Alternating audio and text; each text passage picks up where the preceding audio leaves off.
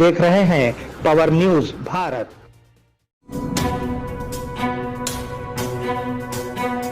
नाजरीन आदाब व इस्तकबाल।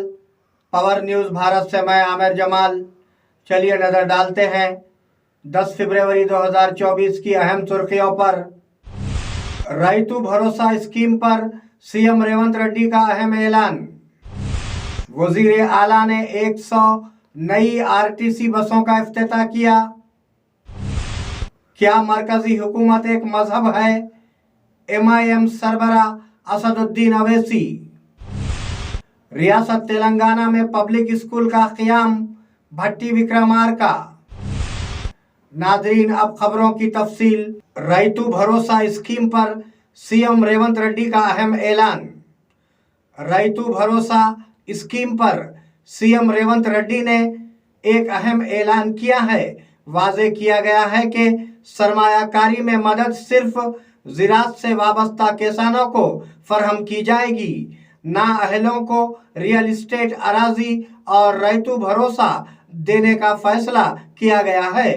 रेवंत रेड्डी ने मीडिया के साथ एक चिट चैट में इंकशाफ किया कि सिर्फ हकीकी किसानों को ही मदद मिलनी चाहिए जो काश्त करते हैं। वजीर आला ने कहा कि किसानों के कर्जे माफ किए जाएंगे और बैंकरों से बातचीत जारी है। वजीर आला रेवंत रेड्डी ने 100 नई आरटीसी बसों का इफ्तिताह किया। वजीर आला रेवंत रेड्डी ने कहा कि आरटीसी कारकुनों ने तेलंगाना तहरीक में अहम रोल अदा किया। उन्होंने 100 नई आरटीसी बसों का इफ्तिताह किया। उसमें महालक्ष्मी स्कीम के लिए 90 एक्सप्रेस बसें मुख्तस की गई हैं। बाद में उन्होंने कहा कि अवामी हुकूमत के क़याम के 48 घंटों के अंदर हमने ख़वातीन को मुफ्त बस की सहूलत फराहम की है। इस हुकूमत की तरफ से दिए गए पहले वादे को फील्ड सतह पर लागू करने वाले सबसे पहले आरटीसी कारकुन थे। क्या मरकजी हुकूमत एक मजहब है? एमआईएम सरबरा असदुद्दीन अवैसी। एमआईएम के सरबरा असदुद्दीन अवैसी ने लोकसभा में सवाल किया कि क्या ये सिर्फ एक फिरके की हुकूमत है? मेरा मानना है कि इस मुल्क में कोई मजहब नहीं है। क्या आप ये पैगाम देना चाहते हैं कि 22 जनवरी को होने वाले प्रोग्राम से एक मजहब दूसरे पर जीत गया है? इससे मुसलमानों को क्या पैगाम जाएगा? मैं राम का एहतराम करता हूं, लेकिन नथु राम गोडसे से नफरत है। सबके मजहब को मानता हूं। सर, मेरा मानना है कि इस देश का कोई मजहब नहीं है। क्या ये सरकार 22 जनवरी का पैगाम देकर ये बताना चाहती है कि एक मजहब को दूसरे मजहब के मानने वालों पर गलबा और कामयाबी मिली? क्या आइन इसकी इजाजत देता है? क्या ये पैगाम आप जब ऐवान से दे रहे हैं तो 17 करोड़ मुसलमानों को आप क्या पैगाम दे रहे हैं, ये मैं आप पर छोड़ता हूं। सर, 49 में धोखा हुआ, 86 में धोखा हुआ, 92 में धोखा हुआ, 2019 और 22 में भी इस ऐवान के जरिए हमको धोखा दिया जा रहा है। रियासत तेलंगाना में पब्लिक स्कूल्स का क़याम, भट्टी विक्रमार्का। भट्टी विक्रमार्का ने कहा कि तेलंगाना में सरकारी स्कूल कायम किए जाएंगे ताकि रियासत के तुलबा मुसाबकती दुनिया में बेहतरीन कारकर्दगी का मुजाहरा कर सके। हम उनको हर मंडल में जदीद सहूलियात के साथ कायम करेंगे। कॉलेज की सतह पर हम ऐसे कोर्सेस मुतारुफ कराते हैं जो रोजगार के लिए ज़रूरी हैं। हम उन्हें पायलट प्रोजेक्ट के तौर पर कायम करने के लिए 500 करोड़ रुपए दे रहे हैं।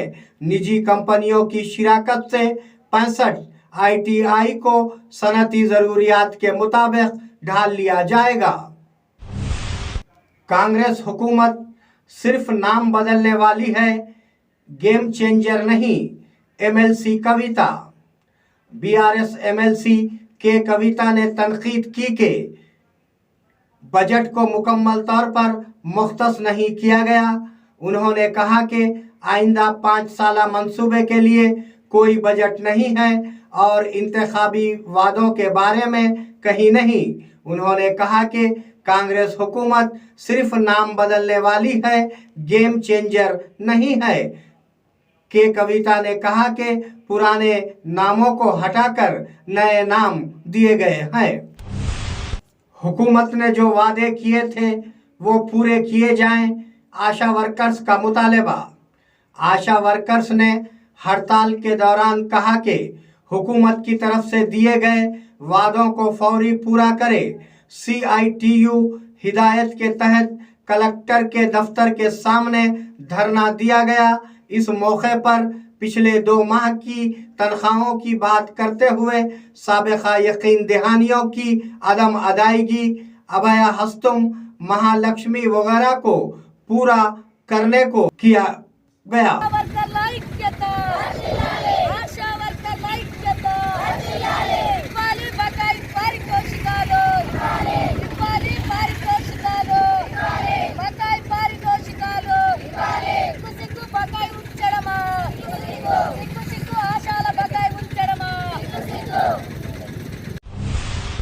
बोधन में राशन चावल की नीलामी। बोधन तहसीलदार गंगाधर ने बताया कि जब्तशुदा राशन चावल नीलाम किए जाएंगे।